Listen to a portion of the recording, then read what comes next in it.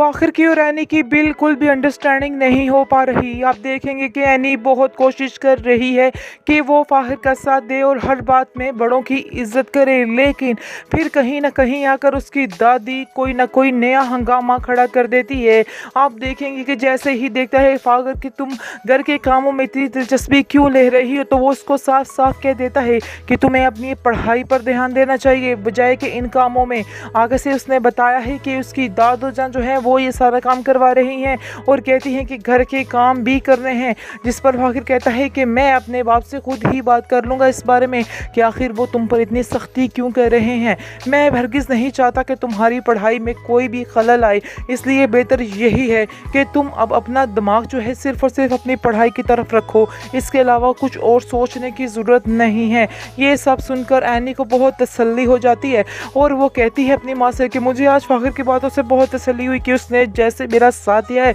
और जैसे मेरे साथ खड़ा हो गया है। इस पर उसकी माँ कहती है कि अभी ये तो शुरुआत है, देखना आहिस्ता आहिस्ता सब कुछ ठीक हो जाएगा, लेकिन तुम्हें परेशान होने की कोई ज़रूरत नहीं है क्योंकि अल्लाह के हर काम में बेहतरी होती है और ये काम जो हुआ है इसमें भी कोई ना कोई मसलहत ज़रूर होगी। ये बात हमें तो नहीं पता है, लेकिन अल्लाह तो हर चीज़ को जानता है, इसलिए तुम भी फिक्र मत करो और इन बातों पर ज़्यादा ध्यान मत दिया करो। जो जैसा चल रहा है वैसा ही चलने दो और वैसे भी तुम्हें किसी की कोई बात करने की परवाह नहीं है, बिल्कुल परवाह मत करो इन बातों के। इन्होंने हमारी ज़िंदगी भी जीरन की थी और अब तुम्हारी ज़िंदगी भी जीरन करना चाह रहे हैं, इसलिए तुम्हें टेंशन नहीं लेनी है। जिस पर आप देखेंगे कि एनी काफ़ी ज़्यादा सेटिस्फाइड हो जाती है और अपनी मर्ज़ी से ही स्कूल जा रही है और अपनी मर्ज़ी से ही अपनी पढ़ाई पर ध्यान दे रही है, इसलिए वो किसी की बातों में आके अपने दिमाग को ख़राब नहीं कर रही क्योंकि उसकी ताई उसका बहुत ज़्यादा साथ दे रही है और कहती है कि तुम्हें फ़िक्र नहीं करनी है, आखिर हर काम में तुम्हारे साथ ही होगा।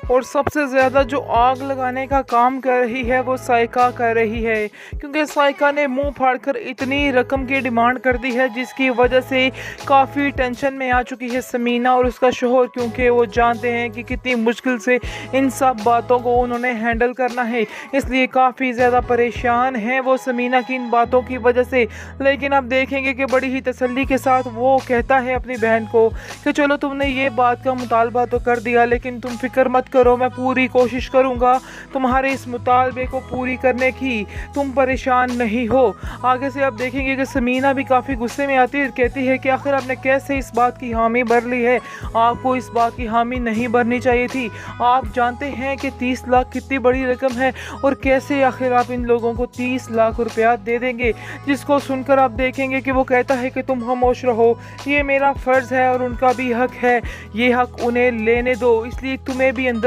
बोलने की कोई भी ज़रूरत नहीं है। यानी कि हर दफ़ा की तरह समीना को अब भी खामोश करा दिया गया है, लेकिन समीना भी काफ़ी परेशान है अपने बेटे फ़ाखिर की